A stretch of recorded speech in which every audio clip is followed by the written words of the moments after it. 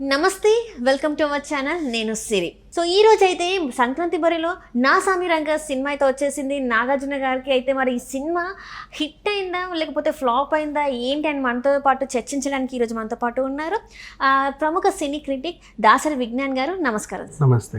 ముందుగా మీకు సంక్రాంతి శుభాకాంక్షలు. Thank you so much. ఈ సంక్రాంతి బరిలో అయితే 4 సినిమాలు వచ్చాయి, అంటే దీంతో 4వ సినిమా నా సామిరంగ. సో నాగార్జున గారికి ఇది హిట్టా ఫట్టా? యాక్చువల్లీ చెప్పాలి అంటే నెంబర్ 1 3 నెలల్లో సినిమా కంప్లీట్ చేయడం ఇట్స్ నాట్ ఏ జోక్. అసలు ఏమనుకున్నారంటే ఫస్ట్ అభిలాష్ చంద్రన్ ఒక కథ తీసుకొచ్చి ప్రతి సంక్రాంతికి సోగ్గాడే చిన్ని నాయన, బంగారు రాజు అలా సంక్రాంతికి వచ్చి హిట్ కొడుతున్నావు కదా, ఈ సంక్రాంతికి కూడా ఏదైనా చేద్దాం, అందులో ఇంకా సంక్రాంతి నేపథ్యం అంటే ఇంకా బాగుంటుంది అని అనిపించి సంక్రాంతి చుట్టే తిరుగుతుంది. ఒక కథలో కూడా సంక్రాంతిని ఇన్వాల్వ్ చేశారు, తర్వాత సంగతి కథలోకి వెళ్దాం. సో అనుకొని ఒక అందమైన కథను తీసుకొస్తే దాన్ని మళ్ళీ ఈ ప్రసన్న కుమార్ బెజవాడ కొన్ని మంచి డైలాగ్స్ చేర్చి, ఈయన Binny master, dance master actually, ఈయన ఏం చేస్తే అనుకో మంచి స్క్రీన్ ప్లే జోడించాడు.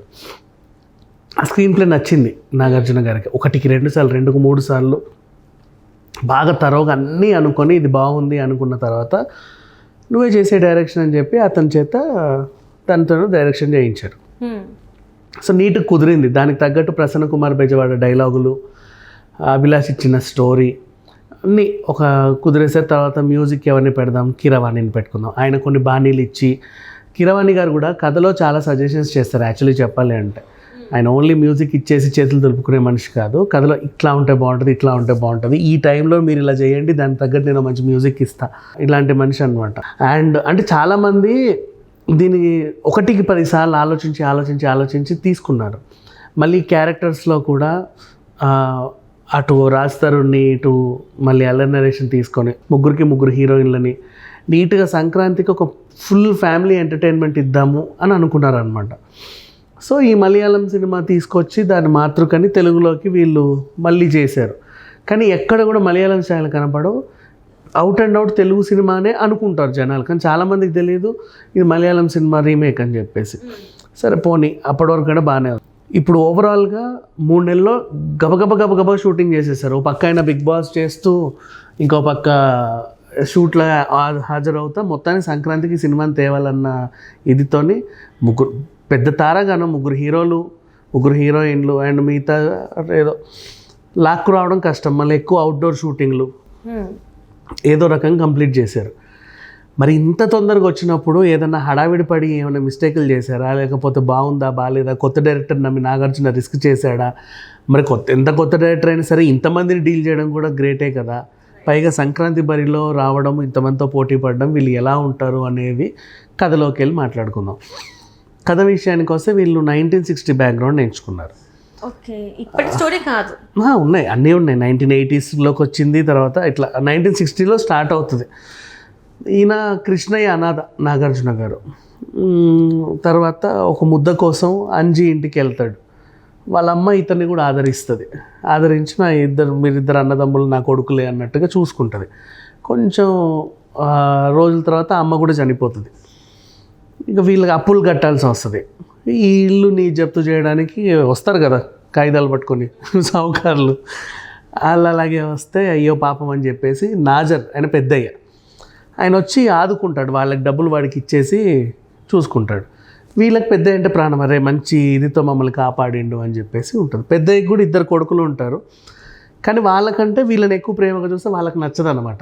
మా నాన్న వీళ్ళని ఎందుకు ఇంత చూస్తున్నారు అని చెప్పేసి. అండ్ ఇది ఒకానొక కారణం, ఇట్లాగే పెరుగుతూ వస్తుంది. అండ్ నెక్స్ట్ ఇప్పుడు 1920s 80sకి వచ్చేస్తారు. 20 ఏళ్ళ తర్వాత భాస్కర్, ఈవిడ మన రాజ్ తరుణ్, పక్కింటి ప్రెసిడెంట్ గారు అమ్మాయిని లేపుకొని పెళ్లి చేసుకోవడానికి వస్తారు. వాళ్ళు ఏమైనా వస్తారు, ఎవడో ఒకరు కాపాడాలి కదా, పెరిగిన నాగార్జున కాపాడతాడు. అలాగే అంజీ, అల్లరి నరేష్, ఆయన క్యారెక్టర్ ఒక రకము. ఆయన అడుగుతారు, రాజ్ తరుణ్ అంజీని అడగడం అనమాట. కృష్ణయ్యకి అసలు ప్రేమ గీమ అంటే తెలీదా, ఎందుకు అట్లా మొరటుగా ఉంటాడు, అసలు విషయంలోకి వెళితే అని చెప్పి అల్లరి నరేష్ ఈయన కథ అంతా చెప్తాడు. ఈయన ఒకప్పుడు వరాలని ప్రేమించాడు, వరాల్ని కృష్ణయ్య పెద్దయ్య వాళ్ళ కొడుకు ఇచ్చి చేద్దాం అనుకుంటారు. ఈయన ప్రేమించేసరికి ఆ పెళ్ళి ఆగిపోతుంది. ఆయన దుబాయ్ వెళ్ళిపోయాడు. ఈయనకు కూడా ఏదో అయ్యింది, ఇలా ఇలా ఇలా ఇలా జరిగింది అని కథ. ఇంకా మొత్తం మనం కథ అంతా చెప్పేసుకుంటున్నాం, వద్దు తంతారు, స్పాయిలర్ అలర్ట్. అసలు విషయానికి వస్తే ఇంతే. ఇక తర్వాత వీళ్ళ ప్రేమ ఏమైంది, వాళ్ళు దుబాయ్ నుంచి వచ్చిన తర్వాత ఇతన్ని చంపేసి వరాలు దక్కించుకోవాలనుకుంటాడు. అంతే, మరి వీళ్ళ ఇద్దరు నాకు అడ్డు అని చేశారా లేదా, పెద్దయ్య పాత్ర ఎక్కడి వరకు వచ్చింది, వీళ్ళ ప్రేమ నెగ్గిందా, అసలు ఆ ఊరి పరిణామాలు ఏంటి, ఇదంతా ఒక సంక్రాంతి చుట్టే తిరిగింది కథ అంతా. ఏమైంది అనేది నెక్స్ట్ స్టోరీ. అంటే నీట్ ఫ్యామిలీ ఎంటర్టైన్మెంట్, కావాల్సినంత ఏడుపులు ఉన్నాయి, కావాల్సినన్ని నవ్వులు ఉన్నాయి, కావాల్సినన్ని ఫైట్లు ఉన్నాయి, యాక్షన్ అన్నీ ఉన్నాయి అన్నమాట. అంటే ఏది కూడా ఆ లైన్ క్రాస్ చేసి పైకి వెళ్ళలేదు, అన్ని కూడా ఒక లెవెల్లో ఉన్నాయి. అంటే నార్మల్ స్టోరీ పెద్దగా ఏం చెప్పారు, కథ అంతే. ఇప్పుడు సినిమా అంటే ఒక కథ చెప్పాలనుకున్నారు, ఒక కథ చెప్పారు, మనకు అంతమించి ఇంకెళ్ళలేదు. దీన్ని మనం ఇంకా లాజిక్లు గిజిక్లు అని చూడాల్సిన అవసరం లేదు. ఒక కథని చెప్పారు మనకి, ఆ కథలోకి ఆ ఊరిలోకి మనల్ని తీసుకెళ్ళి ఆ కథని దగ్గరుండి చూపించిన ఫీలింగ్ కలిగిస్తే చాలు, సినిమా హిట్, అంతే కదా.